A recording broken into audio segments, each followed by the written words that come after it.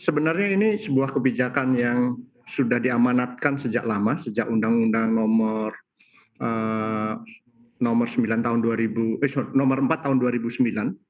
Sejak tahun 2009 itu sudah diamanatkan di undang-undang secara jelas bahwa hilirisasi mineral itu sebuah kewajiban yang harus dijalankan oleh pemegang IUP. Seyogianya kebijakan itu harusnya pada saat itu ketika sudah disahkan langsung diimplementasikan. Tetapi ada banyak kendala sehingga kemudian hilirisasi itu molor dan baru kemudian di pertengahan tahun 2015 kegiatan hilirisasi tersebut baru dijalankan.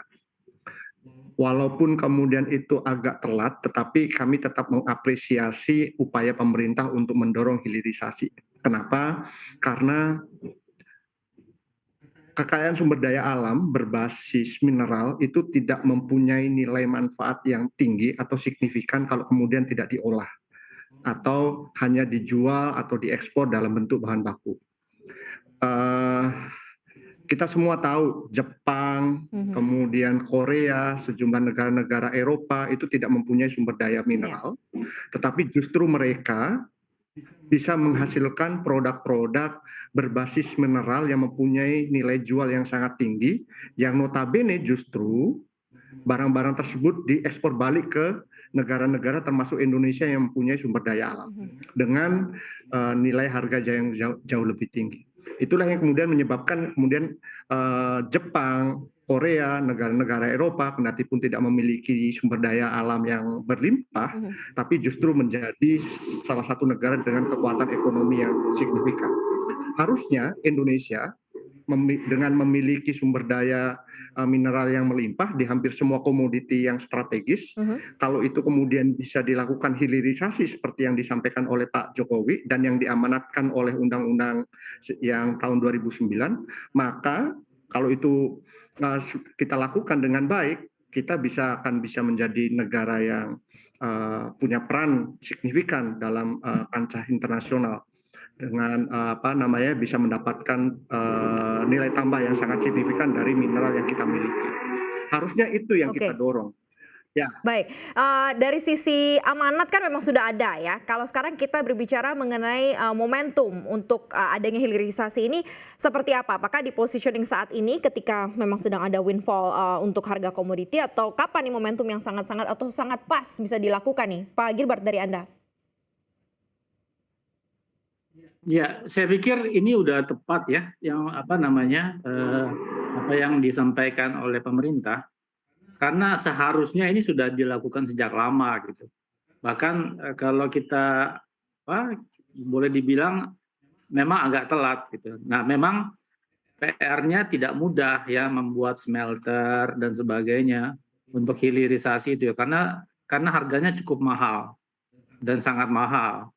Karena smelter nikel aja itu 2, 3, 4 billion US dollar. Paling murah 1 billion ya. Nah, tapi saya pikir udah tepat. Nah, terkait dengan saat ini harga komoditi sedang naik ya. Mungkin Ibu arahnya kenapa kita nggak jualan biji nikel atau biji bauksit, masih boleh ya. Biji nikel. Saya pikir kalau memang kita sedang dalam kondisi ekonomi yang sulit, mungkin itu bisa dilakukan.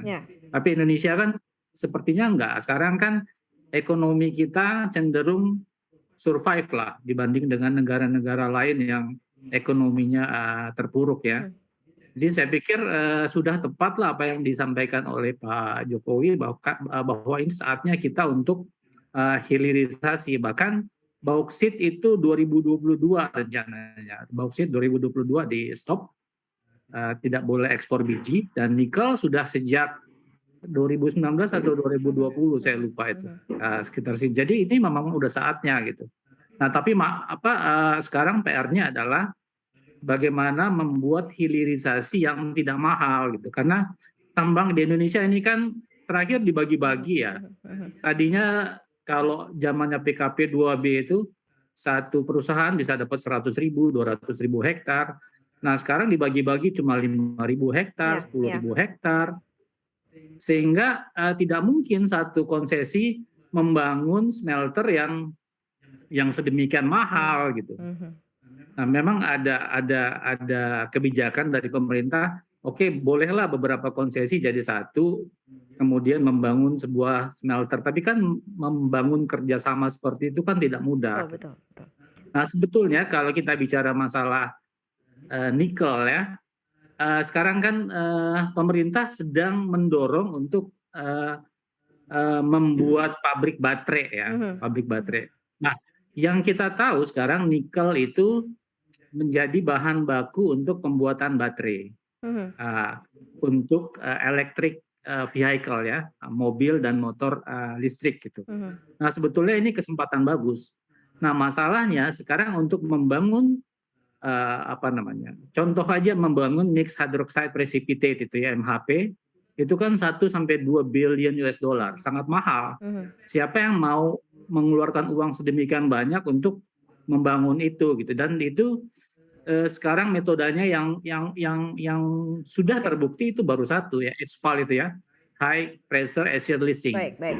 Oke. Nah, sebetulnya ada beberapa metode lain yang tidak terlalu mahal. Saya tahu ada yang namanya STAL, step temperature acid leaching, ada yang atmospheric leaching. Itu sekitar 50 sampai 100 juta US. Mungkin itu yang harus dikembangkan oleh negara supaya kita bisa membangun pabrik-pabrik MHP itu termasuk hilirisasi ya, yang kecil-kecil gitu, sehingga 1 konsesi, 2 konsesi itu bisa bangun gitu.